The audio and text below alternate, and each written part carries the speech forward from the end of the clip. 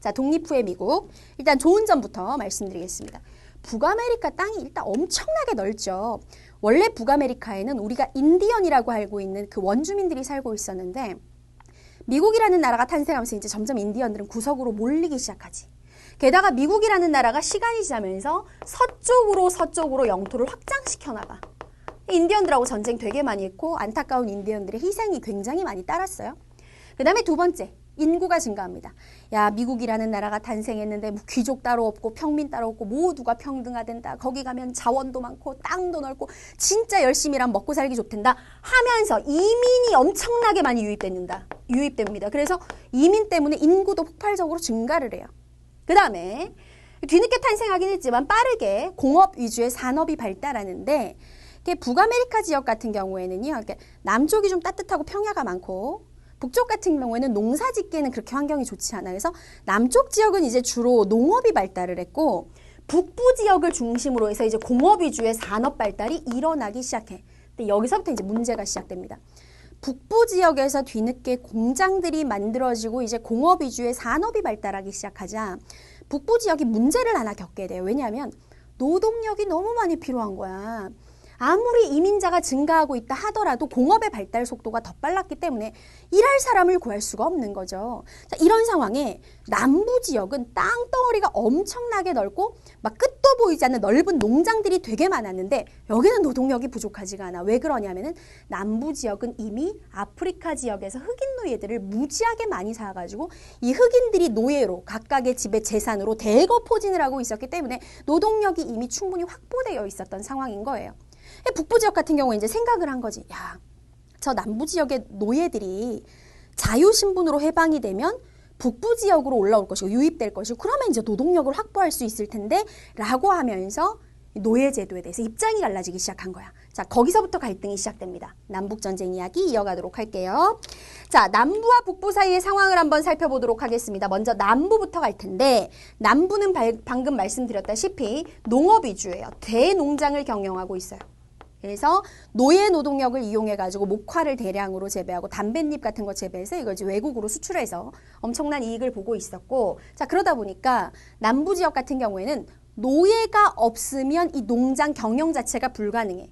이 시대가 지금처럼 뭐 농업의 기계화가 이루어졌던 시대가 아니기 때문에 노동력이 되게 필요한 거야. 그리고 특히 남부 지역이 주력 산업으로 하고 있었던 목화 농사, 담배 농사는 사람 노동력이 더 필요해. 왜냐하면 하나하나 사람 손으로 이파리를 따줘야 되는 일이거든요. 이게 기계로 할 수 있는 게 아니야. 그래서 남부는 노예 제도에 찬성합니다. 반드시 노예 제도는 유지돼야 된다.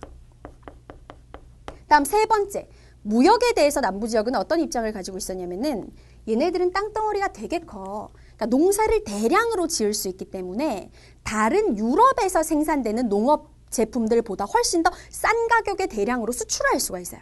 이미 경쟁력이 확보되어 있다는 뜻이야. 그러니까 얘네들이 원하는 건 국가가 우리의 무역에 뭐나라 간섭하지 말고 우리가 알아서 하게 냅두면 우리는 돈 많이 벌 수 있다주의. 그래서 무역에 있어서도 자유무역을 지지하는 입장이었어요.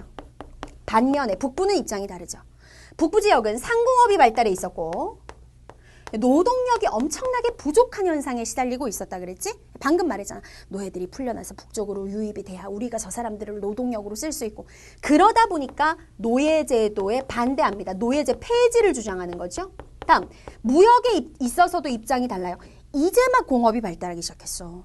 참고로 유럽에는 이미 영국이 산업혁명에 성공을 해가지고 선두주자를 달리고 있었기 때문에 그냥은 경쟁이 안 돼. 그럼 미국의 상공업이 발전하기 위해서는 국가가 무역을 단단히 보호해주고 외국에다가 막 관세도 부과하고 이렇게 해줘야 된단 말이야.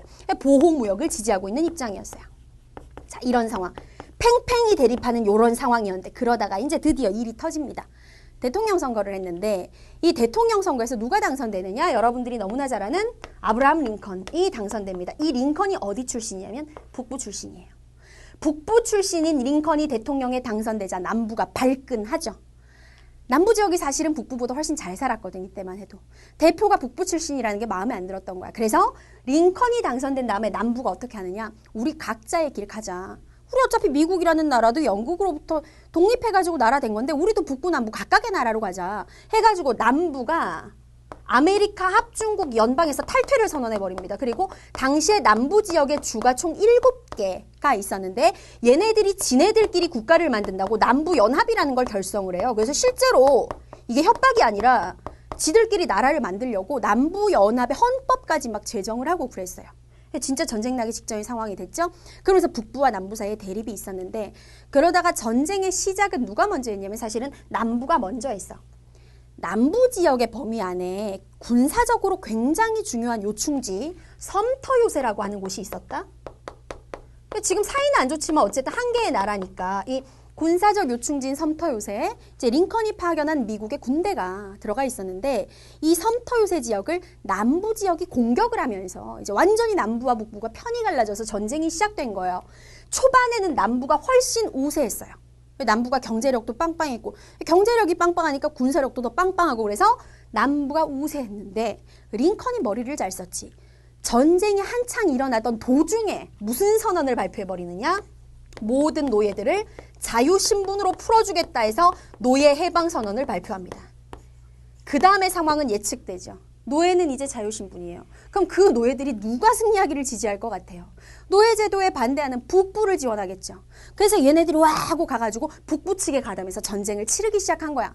결국은 노예 해방 선언 이후에 분위기가 완전히 북부 쪽에 유리하게 역전이 되더니 결정적으로 여러분 그 유명한 전투 게티스버그 전투에서 북부가 큰 승리를 거두게 되면서 전쟁은 북부의 승리로 막을 내렸고 실제 노예제도도 바로 폐지가 됩니다.